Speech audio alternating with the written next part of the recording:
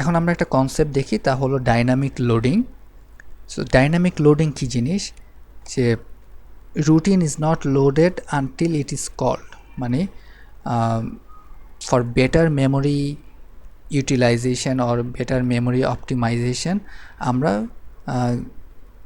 কিছু এমন কিছু কাজ করতে পারি যাতে করে মেমোরির চাইতে বড় সাইজের প্রসেসকেও আমরা এক্সিকিউট করতে পারি।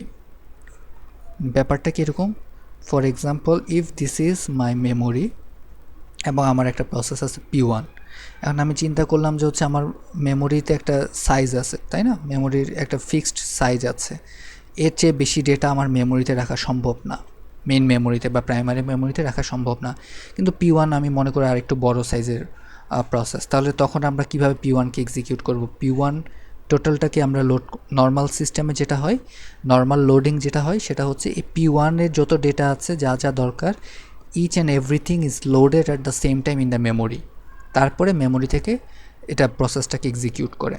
সো আমরা ওইভাবে লোড না করে আমরা যদি ডাইনামিক্যালি লোড করি, যে এই প্রত্যেকটা প্রসেসের নিশ্চয়ই কিছু রুটিন থাকে। রুটিন বলতে আমরা বুঝাতে পারি যে প্রসেসের আন্ডারে সাব টাস্কের মতো কিছু জিনিস বা গ্রুপ অফ টাস্ক, যেগুলোকে আমরা রুটিন হিসেবে সেট করে রাখি। তো আমরা যখন P1-কে লোড করব, সবগুলো রুটিনকে লোড না করে যখন যে রুটিনটা দরকার তখন সেই রুটিনটাকে লোড করব। That is called dynamic loading. যে routine is not loaded until it is called.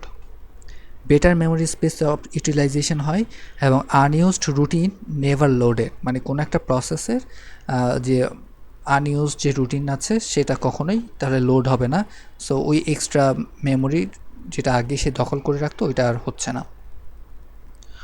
All routines kept on disk in relocatable load format, মানে আমরা P1-এর আন্ডারে যদি এরকম অনেকগুলো রুটিন থাকে, এই রুটিনগুলো আমরা সেকেন্ডারি মেমোরিতে বা ডিস্কে আমরা রাখি একটা স্পেসিফিক ফরম্যাটে, সেটা হচ্ছে রিলোকেটেবল লোড ফরম্যাটে। কেন?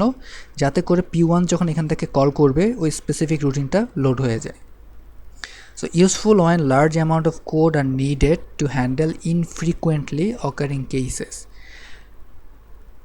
No special support from operating system is required, মানে এই কাজটা করার জন্য অপারেটিং সিস্টেম থেকে স্পেশাল কিছু দরকার হয় না। Implemented through the program design, যে এই প্রোগ্রামটা যে লিখতেছে বা যে প্রোগ্রামটা যে ডিজাইন করছে সেই আসলে এটা ঠিক করে দিবে কোনো একটা হয়তো কোনো লজিক্যাল কন্ডিশনস দিয়ে যে ওই রুটিনগুলো যাতে লোড হয়। Operating system can help by providing libraries to implement dynamic loading. এই যে প্রোগ্রামটা ডিজাইন করার জন্য যে স্পেসিফিক হয়তো অল্প কিছু এক্সট্রা কোড লেখা লাগছে বা কিছু একটা স্ট্রাকচার করা লাগছে, সেই স্ট্রাকচারটা অপারেটিং সিস্টেম একটা লাইব্রেরির থ্রুতে প্রোভাইড করতে পারে। এর চেয়ে বেশি হেল্প অপারেটিং সিস্টেমের কাছ থেকে নেওয়ার দরকার হয় না for dynamic loading. But dynamic loading আমার সিস্টেমের পারফরমেন্স বেটার করবে, মেমোরি অপটিমাইজেশন বা মেমোরি ইউটিলাইজেশন আরও বাড়াবে। এখন আমরা দেখি যে ডাইনামিক লিঙ্কিং কী জিনিস। নর্মাল সিস্টেমে যেটা হয় যে যখন প্রসেসগুলো আমার মেমোরিতে লোড হচ্ছে তখন সেই প্রোগ্রামের কোড এবং সিস্টেম লাইব্রেরি যা যা দরকার সবগুলো কম্বাইন্ডলি আর loaded into the binary program image. So সব কিছু মিলেই মানে একটা প্রোগ্রামের কোড এবং ওর সাথে নেসেসারি যা যা লাইব্রেরি ইনফরমেশন দরকার বা লাইব্রেরি আরও কোড দরকার, হয়তো তার এটা প্রোগ্রাম এক্সিকিউশনের সময় দরকার হতে পারে, নাও হতে পারে, ইট ডাজন্ট ম্যাটার, বাট সব কিছু মিলে একটা এক্সিকিউটেবল ফাইল বা বাইনারি প্রোগ্রাম ইমেজে কনভার্ট হয়। That is static linking. আর ডাইনামিক লিঙ্কিংয়ে কী হয় যে linking postponed until execution time, যে এক্সিকিউশনে না যাওয়া পর্যন্ত প্রসেসটা ওর যে সিস্টেম লাইব্রেরিগুলো দরকার সেই সিস্টেম লাইব্রেরিগুলো লিঙ্কড হয় না বা লোড হয় না। তো এই কাজটা আমরা কিভাবে করি, যে small piece of code that is called stub use to locate the appropriate memory resistant library routine. So আমি যদি মনে করি this is my memory and this is the process, so এই প্রসেসের আন্ডারে অনেকগুলো রুটিন থাকে, তাই না, অনেকগুলো রুটিন মিলে একটা প্রসেস হয় বা অনেকগুলো সাবটাস্ক মিলে একটা প্রসেস হয়। তো স্টাব হচ্ছে কিছু কোড, ফর এক্সাম্পল এই রুটিনের মধ্যে অল্প কিছু code, this is a stub. So এই স্টাবটার কাজ কি? Stub replaces itself with the address of the routine and executes the routine. So for example আমি ইটাকে লোড করতে চাই, তাই না? তো স্টাব কি করবে, প্রথমে যখন লোড হচ্ছে আমার খুব একটা সিঙ্গেল লাইন কোড হচ্ছে, সিঙ্গেল লাইন, এগুলোকে আমরা স্টাব বলতে পারি এই প্রসেসটা যখন লোড করছি। সো যখনই স্টাবের এই জায়গাটা বা এই অংশটুকু এক্সিকিউট হবে তখন কি করবে, এই জায়গাটা পুরা এই রুটিনটা দিয়ে রিপ্লেস হয়ে যাবে, মানে এই রুটিনটা তখন লোড হলো এখানে। সো এই স্টাবের ভিতরে কি ছিল, স্টাবের ভিতরে তো কিছু লাইন বা কিছু লাইন্স অফ কোড ছিল।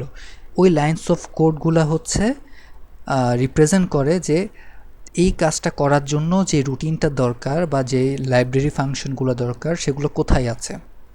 সো এটাকেই বলছি আমরা linking, and this is the dynamic linking. Operating system checks if routine is in the processes memory address, মানে ও যে রুটিনটাকে চাচ্ছে সেটা অলরেডি লোডেড কিনা। যদি লোডেড না থাকে তাহলে তখন সেটাকে লোড করে নেয়।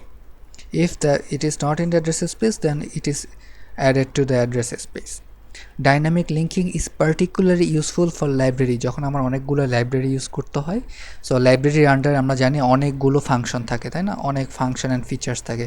আমি যদি পুরো লাইব্রেরিটাকে লোড করি, সবগুলো ফাংশনস অ্যান্ড ফিচার কিন্তু লোড হচ্ছে, যে এর মধ্যে হয়তো কিছু ফাংশনস অ্যান্ড আছে যেগুলো হচ্ছে আমার দরকার নেই, এই প্রোগ্রামটার জন্য দরকার নেই। সো বাট ওগুলো লোড হয়ে আমার মেমোরিতে এক্সট্রা স্পেস তারা দখল করছে। সো ইন দ্যাট কেস আমার ডাইনামিক লিঙ্কিং ভালো কাজে দিতে পারে।